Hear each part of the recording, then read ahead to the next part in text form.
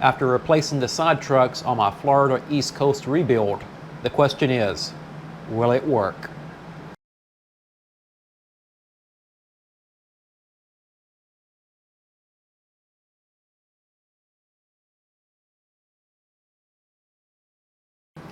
All right, we're back on the FEC SW1200 rebuild.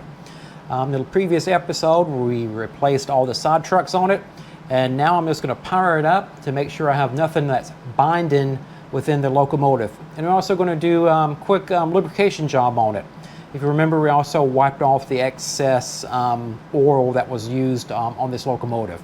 It had it all on the side trucks. It was pretty bad. So again, I can't stress enough, too much oil is not good, especially when it goes everywhere. It just collects dirt and it's going to cause you problems down the road.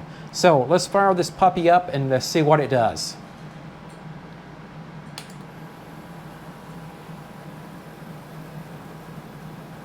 All right, so I'm going to bring it back down to 12 volts. And as you see, our baseline was about 150 milliamp, 170 milliamps. We're pushing close to 200 right now.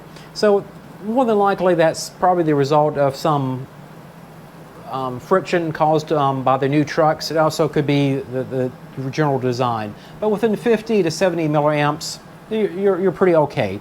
We're going to actually probably increase that number after we do some serious lubrication here. And when I say serious, I mean direct and strategic, not just everywhere.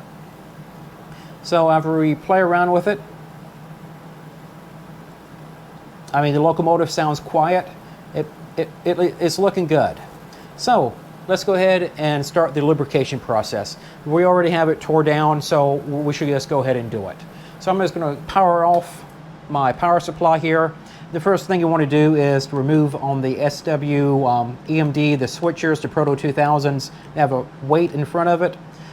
It's actually held in place by 4 screws. And if you remove the wire over, and we're keeping all this in place for right now. And I'm just going to unscrew the 4 screws. And this will allow me to get into the screw gear mechanism that's under it. And we can apply oil then directly to it.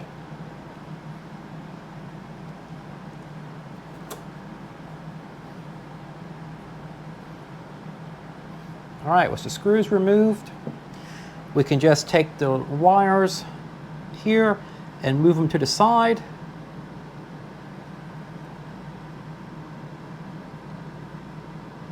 And that will allow us to pick this weight straight out. Oh, and as you can see, I don't know if you can see this, there's actually oil on the bottom side of this, which reminds me, I should go get a paper towel quick. All right. I'm back with the paper towel. Let's just clean this off. It's funny, there's like oil all over this, but it doesn't look like there's any where it needs to be. Yeah, you can see a little bit there. So, there we have it. So what we're going to do is actually apply a little bit of light oil. I prefer, again, it's just a preference, and again, I want to emphasize, nobody's paying me for this stuff. I use the, if I'm saying it right, Labelle 102. And I'm actually going to apply some of 106 grease. I have my small brushes that I use to apply it directly to where I need it to go. So I'm going to start with the 102. And with just a little bit on the brush.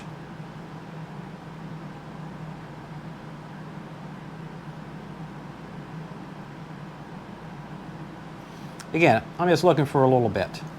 What I'm going to do, if I come in here to where the screw drive is, there's a little brass bushing that you can see on each end of it. I'm going to start from the front and just kind of wipe over it a little bit. And I'm going to try to get down inside of it with it. And then I'm going to repeat the same process on the other side. Just a little. And repeat here on the outside. And I'm going to do this the same for the other end.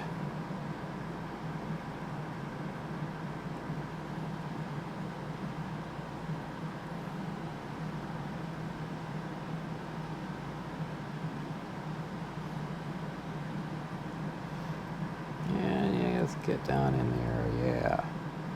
All right. So we got our first, let me set this on a paper towel. So we just applied our basic lubricant. Now I'm going to start the engine up. I'm going to take it while the engine's running. And if you see it already, we've already dropped the amperage that the locomotive is using to 180 milliamps. What we're at, what, 200, over 200 and some milliamps. A little bit of oil, we dropped it down. Look, it's even dropping to 160 now. So what I recommend doing very carefully, you can either do it with the brush or you can just put a drop in while it's rotating. I kind of prefer to use a combination of them both. I'm just going to apply a little bit to my brush and gently. Oh, you can even hear the locomotive kind of pick up in speed as I'm doing this. And gently run it over the top of that warm gear.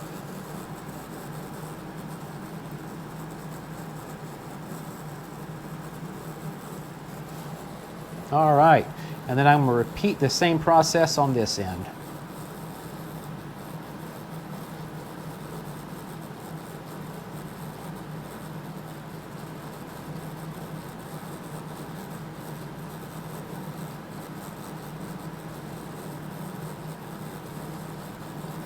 And just so you're aware of, if you're doing this, some of the oil may spray up a little bit. And if you look now, where are we at? We're at 150 milliamps, 130, 140, just from this little maintenance job. So if you got locomotives that are drawing too much current, a little bit of oil will go a long way. And I'm just going to be a little bit crazy today, and that's going to put a small drop directly into it. Not much at all, not much at all. There we go.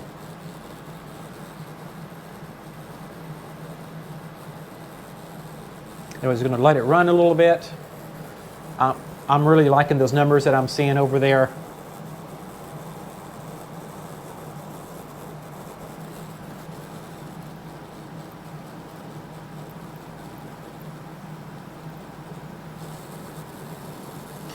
I do see I would like to get into this thing here. I'm going to do a direct drop here to the side. There we go. And not even a drop.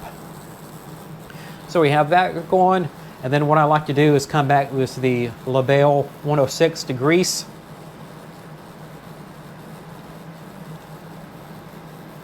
And again, with the engine still running, I can get access strictly to the warm gear.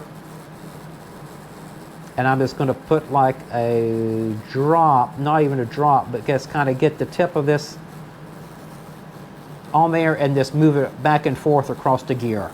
And I'm going to repeat this, and maybe you can see how I kind of do it here.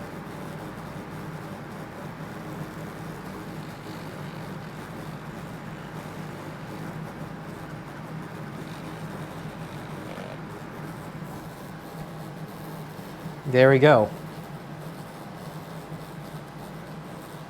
Let's see how that's looking. What? We started out for about 200, what do you say, 215? Let's just say 215. And our current reading is down about 140, 130. That's not too bad. Just going to let it run a little bit.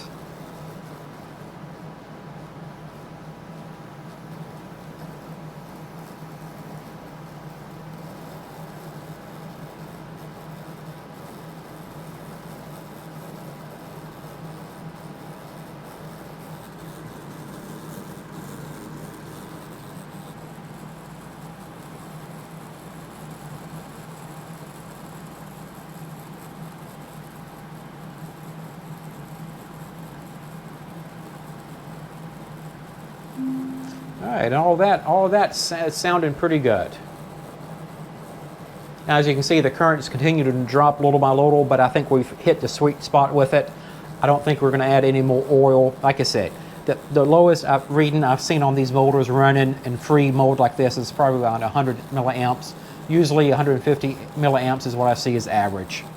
So I'm just going to call it, we're at 130. I think that's a great reading that we did. It's definitely improved performance on the locomotive. The only other thing I would do is we're going to flip it over.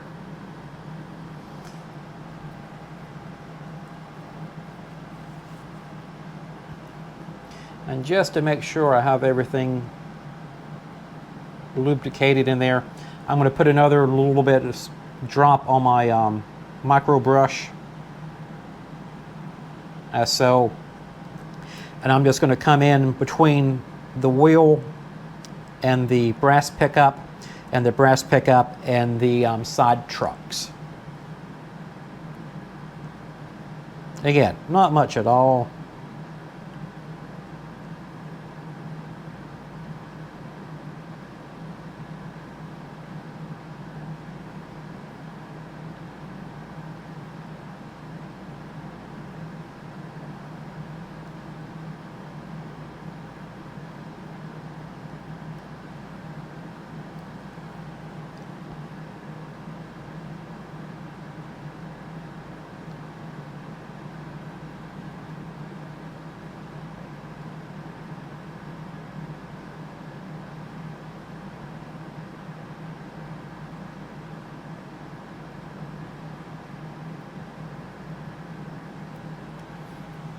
All right, there it is.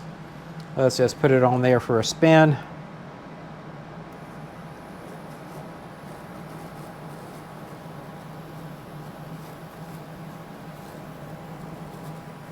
And we can just let that run.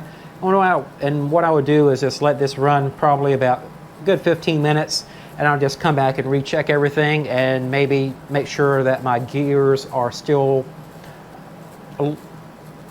how should I say, protected. You don't want to see gobs of oil on there. You don't want to run your finger across and pick up oil like, I don't know, like you're cooking something, I guess is a good example. You just want enough to cover it. You don't want the thing dripping down all over the place. You don't want it going everywhere. So that is my advice when it comes to lubricating these locomotives. My recommendation for doing these, depending on how much you run it, in the environment you're running it within, I recommend doing it at least once a year. At least check it out on your meter if you have one. If not, it's good just to come in and clean up your locomotive, clean off the wheels and everything every once a year. So I'm going to let this run and I'm going to call it a day. So I really appreciate everybody. I've been getting really positive comments about the channel.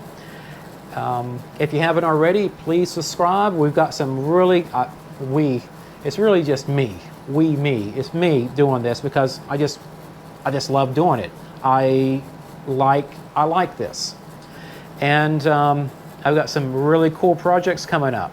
I went to my local train dealer and I picked up a really nice used locomotive, and I really can't wait to get this one done. I got one more project after that one too before we can jump on this one, but it's a big Union Pacific engine.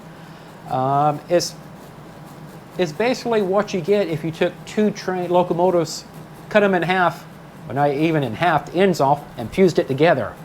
You have a big beast. It's about 14 inches long, HO scale. That gives you an idea for some size.